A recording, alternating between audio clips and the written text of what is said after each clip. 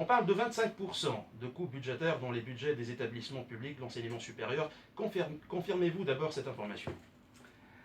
Alors, d'abord, ce que je confirme, c'est que nous sommes véritablement dans une difficulté financière, oui, au niveau du pays et au niveau du département de l'enseignement supérieur et de la recherche scientifique. Malheureusement, on est comme tous les autres départements touchés par cette crise. Il faudrait effectivement que tous les acteurs et que tous les Tunisiens soient conscients de cette crise, parce que à un moment donné, on a beaucoup parlé et peut-être on a amplifié les choses.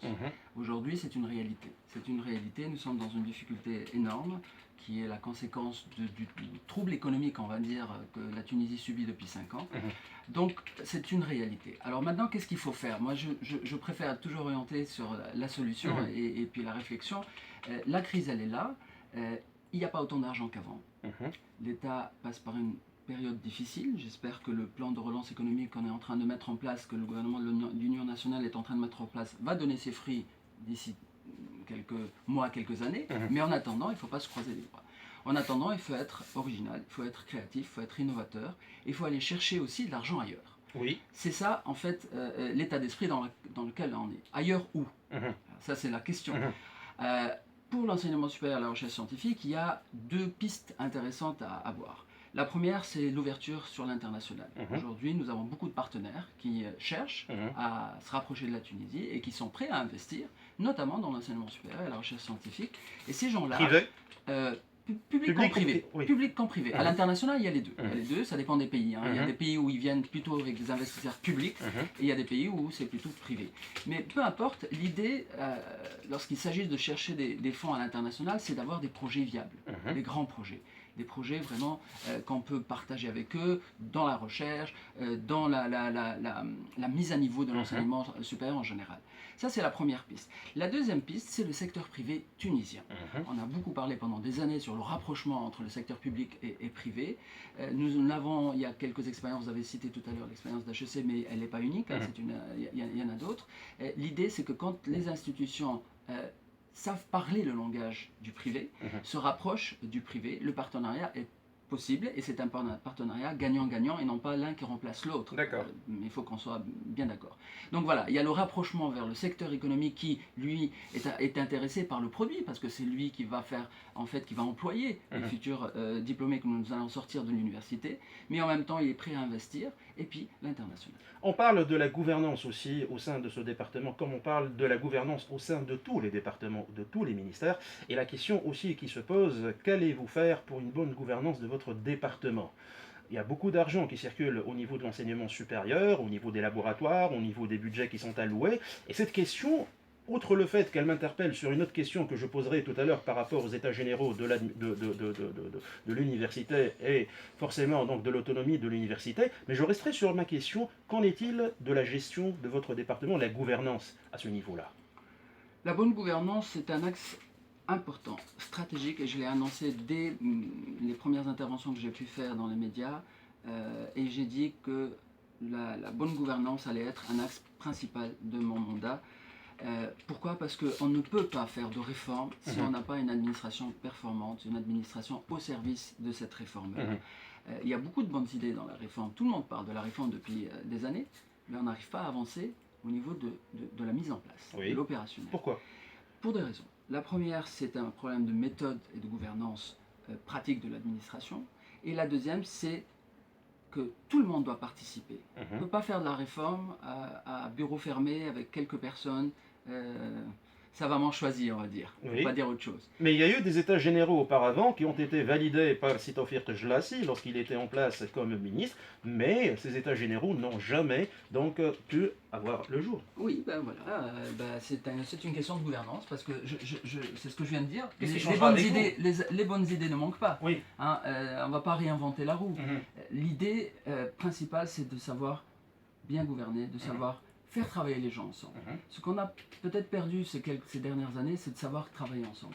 Et savoir travailler ensemble, dans l'enseignement supérieur et la recherche scientifique, c'est particulièrement important parce que nous avons un secteur particulier, nous sommes tous des collègues, nous avons une mission qui est particulière, qui est justement l'éducation et la formation de nos étudiants. Il y a une relation toute particulière entre un étudiant et un enseignant. L'administration doit absolument faire partie de ce système. pendant des années, il faut dire la vérité aussi, il ne faut pas non plus accabler tout de suite toujours l'administration. L'administration a été mise à l'écart de ce système. Il y a un sentiment de ne pas appartenir à ce monde, comme s'il y avait un monde où il y avait l'université, où il y a l'enseignant et l'étudiant d'un côté, et puis il y a un monde où il y a l'administration de l'autre. Et ce sentiment est absolument fou, à mon sens. Je pense qu'il faut absolument remettre tout le monde dans le même système, c'est-à-dire qu'il faut que l'administrateur se sente partie prenante absolument du système en place. Ça, c'est un premier point. Le deuxième point, c'est, je le lirai à l'ouverture sur l'environnement. Aussi, nous avons été assez fermés sur nous-mêmes pendant des années. Vous ne pouvez pas parler d'états généraux, ou d'assises, de congrès, ou tout ce que vous voulez, peu importe le nom, entre nous, entre universitaires seulement. Ce n'est pas suffisant. Il faut s'ouvrir sur le monde économique, bien entendu, mais pas seulement.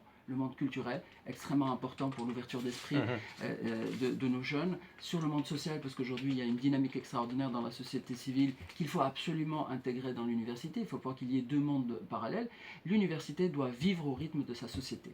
Oui, monsieur le ministre, ce que vous dites est très bien, à la limite de l'utopique, mais réellement, comment allez-vous trouver des fonds pour justement donc réaliser toutes ces réformes? Les fonds, on les trouve s'il y a des projets. C'est pas un problème de fond. C'est souvent pas un problème de fond. C'est un problème de projet. Et c'est un problème de méthode. Le projet, il faut l'avoir. On n'a pas eu de projet. Moi, lorsque j'ai fait ma première vidéo, d'ailleurs, qui a fait le buzz, et on a été agréablement surpris. Pourquoi? Parce que c'est pour la première fois, un ministre arrive et dit voilà le cap. J'ai été nommé pour donner une tendance, une vision de ce que c'est l'université dans 10 ans, 15 ans. C'est pas exactement, c'était pas encore un programme. J'ai pas encore donné mon programme détaillé, parce que le programme, il faut un peu plus de temps, un peu plus de dialogue et de discussion, etc. Mais j'ai donné le cap sur la vision qu'on devrait avoir entre nous de l'université dans quelques années. Ça, c'était la première étape, et elle était, à mon sens, indispensable. Ensuite, à l'intérieur de ce cap, chacun va faire une part du travail. Chacun doit faire sa partie du travail. Ce n'est pas le ministre qui va tout changer. Le ministre doit donner le cap, le ministre doit insuffler, doit donner mettre la stratégie. La stratégie, le soutien politique, évidemment, doit donner les grandes tendances, mais chacun doit se sentir membre de ce système et membre actif de la réforme. Lorsque vous dites chacun, vous parlez des centrales syndicales, vous parlez... Tout le monde, oui, mais pas d'exclusivement. Tous les syndicats sont concernés, tous les étudiants sont concernés, tous les enseignants, quel que soit l'enseignant, même celui qui est simple enseignant sans aucun mandat particulier, il doit se sentir membre et actif de ce changement. Mais il faut un cap, il faut une vision. Et il faut une méthode de travail. C'est ce que nous sommes en train de mettre en place. C'est pour ça que certains me disent, oui, alors, à quand les annonces fracassantes de premières actions? Je dis, mais ça, c'est du spectaculaire, ça, c'est du show politique, c'est pas ça. À l'université, en tout cas, nous sommes des universitaires, il faut agir en tant que tel. Il faut d'abord mettre une vision, ensuite, de la vision découle une stratégie, de la stratégie, il va y avoir un plan d'action. Et là, il y aura des actions très précises, avec un calendrier, avec des gens responsables pour faire aboutir les projets, avec des choses vraiment très concrètes. Et ça va se faire rapidement. C'est-à-dire rapidement au courant de cette année. C'est-à-dire que nous cette année 2016 ou l'année universitaire? Non, l'année universitaire. On parle en université 2016-2017, évidemment. Il y a des choses qui ont été entamées cette année pour cette année universitaire, qui ont été décidées l'année dernière et celle d'avant. Des engagements. Des engagements qu'on ne pouvait pas changer en cours de route. Pour la continuité de l'État. Voilà, vous voulez dire, voilà, il y a des nominations tel poste, ou des nominations dans les jurys de recrutement. Je vois venir les questions, je les connais, je suis dans le système depuis 20 ans, donc je le connais très bien. Il y a des choses qu'il fallait laisser parce que c'était dans la suite normale des choses, pas de créer une rupture brutale qui causerait des problèmes, mais en même temps, créer la rupture pour tout ce qui va venir. C'est-à-dire que toutes les nouvelles décisions qui vont nous engager, parce que la particularité de notre secteur, vous le savez très très bien, c'est que la décision que vous prenez, il faut attendre une année pour voir son effet, parce qu'il y a l'année universitaire qui démarre après. Bon, après, il y a quelques petites touches, on va dire, qui vont être réalisées très rapidement dans les semaines qui viennent. Mais ça, c'est des ajustements qu'on va faire, absolument nécessaires d'ailleurs, mais ce n'est pas le changement de fond. Le changement de fond, on va travailler sur le changement tout au long de l'année, et les résultats très visibles, et la rupture aura lieu à partir de la rentrée prochaine. Mais pour ça, il y a énormément de travail à faire d'ici là. Alors, lorsque vous parlez de changements, ces changements vont concerner, je dirais, éventuellement le statut de l'université, on va parler d'autonomie éventuellement de l'université. Est-ce qu'on va parler aussi donc des programmes à administrer, parce que nous sommes en plein dedans dans le LMD. Or, le LMD, il n'est pas appliqué en Tunisie, il n'est pas ce qui se fait de mieux, et beaucoup donc parlent de revenir peut-être donc à la situation antérieure ou trouver un autre système capable de véhiculer ou de mettre sur le marché donc des gens potentiellement embauchables, si je peux m'exprimer ainsi. Alors, ces ajustements-là vont concerner quelle cible? Ils vont concerner tout. Tout. Tout. Alors, mais après, il va falloir faire des priorités. Parce qu'on ne peut pas tout faire en même temps.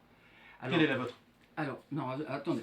C'est pas, la mienne, je l'ai dit, il y a deux grandes orientations ou deux grandes priorités de l'université et qui peuvent commencer, j'ai déjà commencé, et qui vont avoir, comme je vous disais, les résultats vont être visibles très très rapidement.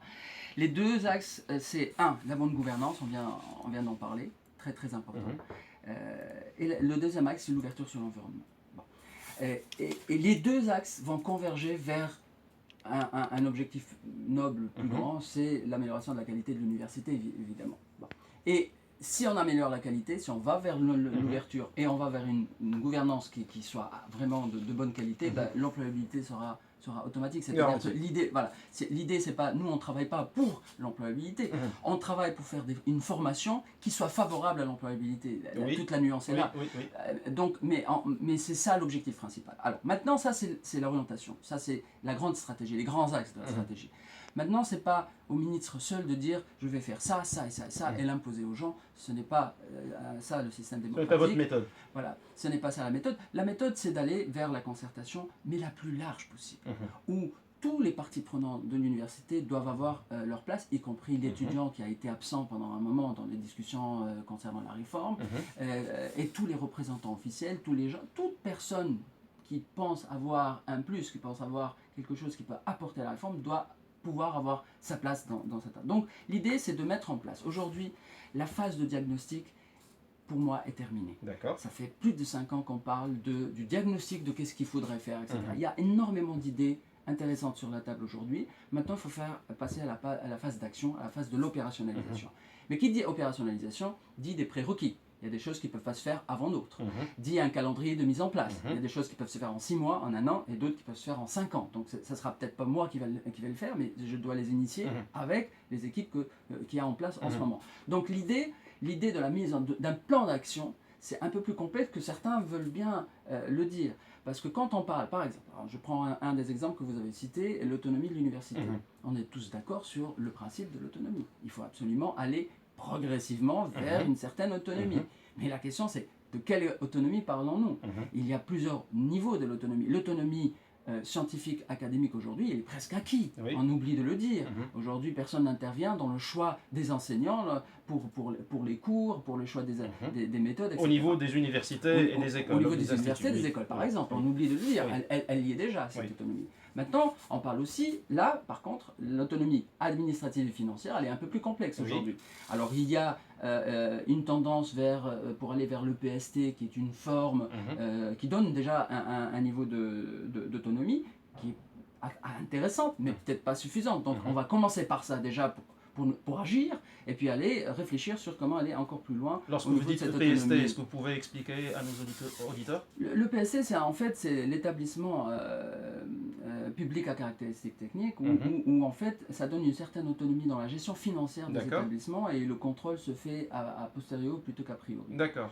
C'est ça la différence par rapport à aujourd'hui. Toute la centralisation de la dépense se fait au niveau du ministère, et avec une contrôleur de dépenses, avec les contrôleurs de dépenses, etc. Voilà. Donc c'est vrai que c'est complexe, on ne va pas rentrer dans les détails techniques, mais aujourd'hui c'est vrai que la gestion publique et notamment financière, la finance publique est assez lourde et très complexe. Parfois, pour dépenser quelque chose de très simple, les établissements ont tellement de paperasse, tellement de temps que les initiatives, ça coupe les initiatives des gens. Donc ça, il faut absolument qu'on travaille là-dessus, ça fait partie des axes importants. Mais juste pour terminer l'idée de l'autonomie, donc dans les autonomies, il y a aussi des prérequis. Aujourd'hui, quand on voit les problèmes de l'administration centrale, il ne s'agit pas de prendre ces problèmes et de les dupliquer sur toutes les universités et d'avoir des petites centrales avec les mêmes problèmes. Il faut d'abord réparer, il faut d'abord corriger la méthode, mettre en place des process qui soient scientifiques, qui soient efficients. Et puis après, ces process-là, ils peuvent être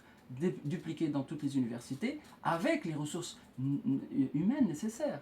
Parce qu'il faut avoir aussi le staff pour pouvoir gérer cette autonomie. Depuis une vingtaine d'années, ça a été toujours le cas. Non, il y a une vingtaine d'années, c'était différent. Il y a une quinzaine d'années, il y a une dizaine d'années, c'était différent. C'était les enseignants qui ne choisissaient pas. C'était pas le ministère. C'est les jurys. C'est l'indépendance des jurys des enseignants qui décident de... Alors, il y a même... Vous le savez, il y a quelques années, il y avait des postes ouverts et les jurys choisissent de ne pas sélectionner les candidats pour des raisons de qualité.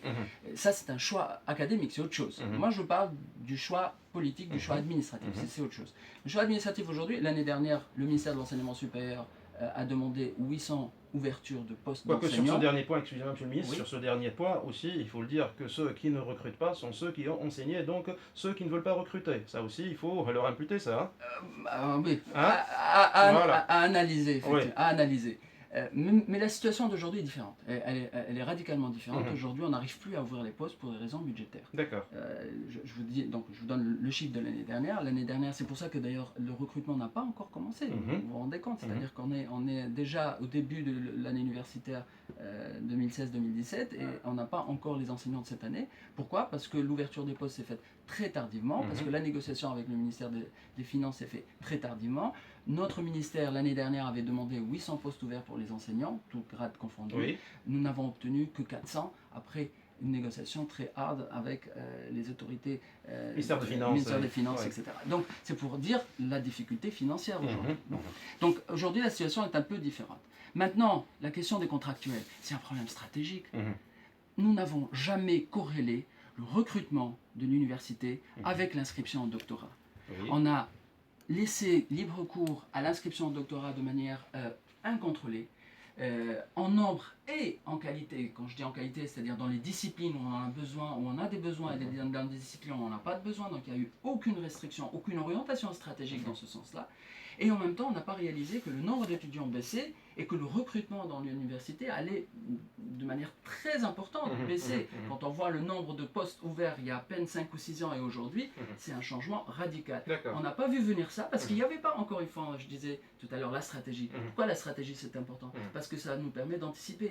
Nous n'avons aucune vision prospective dans notre ministère, ce qui est quand même malheureux pour un ministère de la recherche scientifique. Donc l'idée aujourd'hui, c'est pas non seulement travailler sur l'immédiat. L'immédiat, il y a des crises à gérer, comme ces contractuels. Le quotidien, voilà, il faut leur trouver des solutions. Mais la crise va continuer, elle est structurelle. Elle va continuer sur les 4-5 prochaines années. Et donc, il faut être dans une perspective prospective pour anticiper les crises peut-être encore plus graves qui vont venir dans les toutes prochaines années. Donc, c'est un problème de choix stratégique. Alors, vous avez parlé des thèses, vous parlez donc des ressources humaines essentiellement, et la question qui se pose aussi, allez-vous préciser le dernier délai de soutenance des thèses de doctorat? Ça aussi, c'est une question, la fameuse question, juste pour expliquer un peu à nos chers auditeurs et auditrices qu'il y a deux régimes. Il y a le régime, enfin l'ancien régime donc des thèses de doctorat qui est arrivé à sa fin avec une décision donc du ministre Gelas, si je pense, donc qui pour l'année 2015, et que ceux qui n'ont pas encore déposé leur thèse allaient finalement perdre ces thèses-là pour s'inscrire éventuellement dans un autre régime, le régime de thèse doctorale donc du système LMD. Et jusqu'à ce jour, il y a des gens qui sont en train donc d'attendre donc qu'on dépose la thèse. Alors, par rapport à cette question, quelle est votre réponse? Oui, alors, vous imaginez bien que je ne vais pas donner une date ici tout de suite. C'est tout mon souhait. Non, mais alors, d'abord, sur le principe, il est normal qu'on mette une date pour dire l'ancien régime, à un moment donné, il faut que ça cesse. On a laissé un certain temps, les gens, pour terminer. On sait que les conditions pour faire une thèse en Tunisie ne sont pas toujours faciles, donc c'est normal qu'il y ait un délai, etc. Donc, mais il est temps aussi qu'on arrête ça. La conséquence aussi, on l'a vu l'année dernière, c'est qu'il y a eu une certaine précipitation et le niveau scientifique de certaines thèses déposées ou prédéposées n'est pas acceptable. D'accord. Et donc ça, c'est une situation qui est très difficile. Et puis il y a un certain nombre de personnes qui n'ont pas pu effectivement déposer. Je ne peux pas prendre la décision tout seul pour le respect des institutions. C'est une décision qui a été prise dans un conseil des universités. Donc je vais poser la question dans le premier conseil des universités qui aura lieu bientôt. Et je vais demander au conseil d'assouplir les dates, c'est-à-dire d'essayer de trouver une autre date. De combien, je n'en sais rien. Quelles seront les conditions, elles seront discutées. Est-ce que vous avez votre idée, et annoncées le plus vite possible. Est-ce que vous avez votre idée? Oui, j'ai mon idée.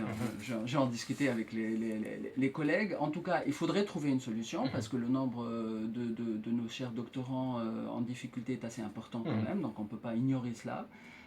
Mais d'un autre côté, il faut aussi que ça cesse à un moment donné et que tout le monde passe sur le nouveau régime. C'est très important. Est-ce qu'il sera annoncé avec le prochain conseil Oui. Ça sera dans l'ordre du jour en tout cas. Oui. C'est prévu dans l'ordre du jour du prochain conseil des universités. Absolument. Alors, une question aussi de timing. Beaucoup se posent cette question.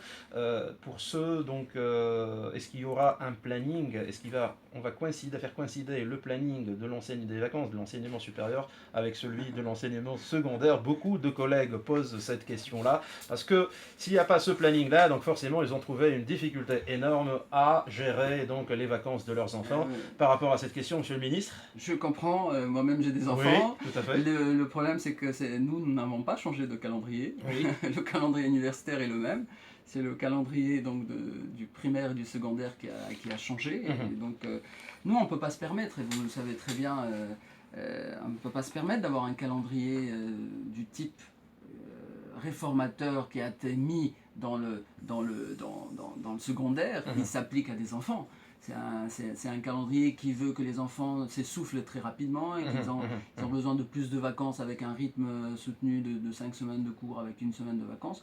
C'est une pédagogie. Pas le même traitement qu'avec c'est une pédagogie d'enfant. Ouais, c'est une pédagogie d'enfant. Elle ne s'applique pas aux étudiants, elle ne s'applique pas à la recherche, elle ne s'applique pas à l'université. Donc il est très compliqué de faire la même chose.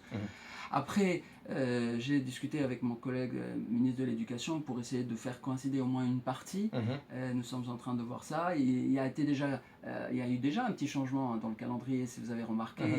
Il y avait 0 congé lors de décembre. Et là, il y a quand même quelques jours. Il y a quelques jours, ça a été aussi suite à la discussion qu'on a pu avoir pour au moins avoir cette correspondance. En tout cas, c'est une expérience que le ministère de l'Éducation fait. On va voir, c'est une expérience suivante. Ça commence cette année. C'est une première année. On tirera les conclusions à la fin pour voir si on peut harmoniser encore plus d'ici la fin de l'année. Pour cette année, il n'y aura pas de changement. D'accord.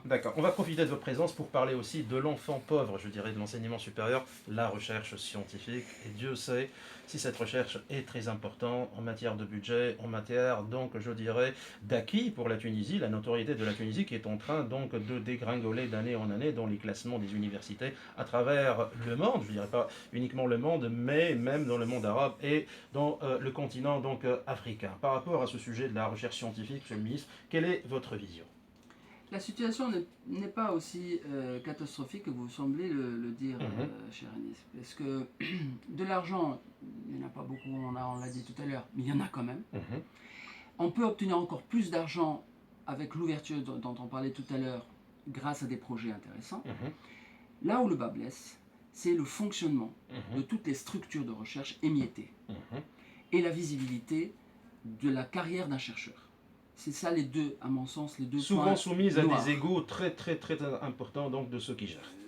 C'est moi qui le dis. Voilà, c'est vous qui le dites. C'est une partie du problème. C'est une partie du problème. Mais aujourd'hui, sur le papier, nous avons 19 000 enseignants-chercheurs. Nous avons 600 unités de recherche, c'est-à-dire il y a à peu près 300 labos et 300 unités. 600 structures, c'est énorme. Théoriquement, on devrait avoir une production scientifique faramineuse. Oui. Et elle ne l'est pas. Oui. On devrait avoir un nombre de brevets exceptionnel, et il est quasiment nul.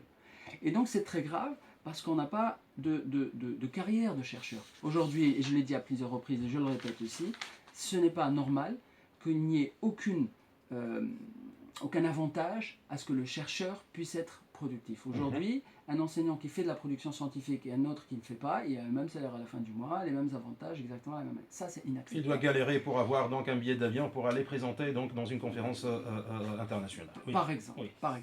Et donc l'idée c'est de réfléchir, dans le cadre de la réforme, de réfléchir à comment encourager les gens qui sont productifs, comment mettre en valeur les gens qui donnent un plus en termes de recherche. Aujourd'hui, on l'a vu, hein, la seule production qu'il y a, c'est des opportunités de gestion de carrière où on fait 2-3 articles la veille l'année qui précède le concours, et puis après le temps, pendant 3-4 ans, on ne fait rien parce qu'on n'est pas encore éligible, et dès qu'on est éligible au grade d'après, on va se mettre à faire un peu de la recherche, encore une fois par opportunisme de carrière, et c'est pas un reproche, c'est un fait, parce que le système le veut. C'est pas... Alors après, ceux qui font de la recherche en continu, c'est parce qu'ils aiment ça, c'est parce qu'ils font ça pour le plaisir, mais pas forcément parce qu'ils sont motivés pour le faire par le système, mais à titre individuel. Et ça doit cesser. Il faut que le système motive les gens qui ont envie de faire de la recherche, qui ont envie d'être productifs. Alors, le système aussi est en train d'encourager des têtes bien pensantes à quitter le pays pour s'installer dans d'autres pays, comme le Golfe ou ailleurs, à cause des rémunérations très importantes, mais à cause aussi, enfin, je dirais grâce ou à cause, hein, donc grâce aussi aux rémunérations pour la recherche. Beaucoup d'enseignants universitaires ont quitté la Tunisie, monsieur le ministre, pour aller donc enseigner ailleurs qu'en Tunisie. Oui, c'est une situation triste pour moi. Alors, d'un côté, on ne peut pas arrêter nos collègues de vouloir partir parce que quand on voit la situation financière de l'enseignant aujourd'hui, on se dit c'est légitime. Hein.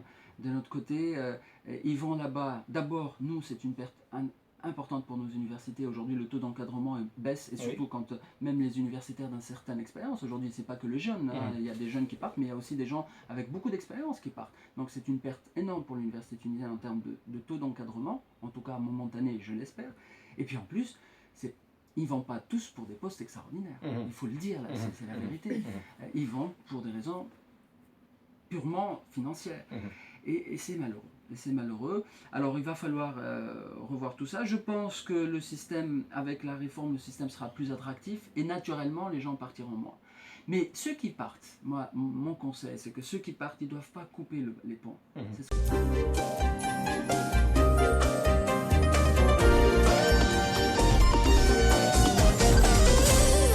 RTCI nous réunit.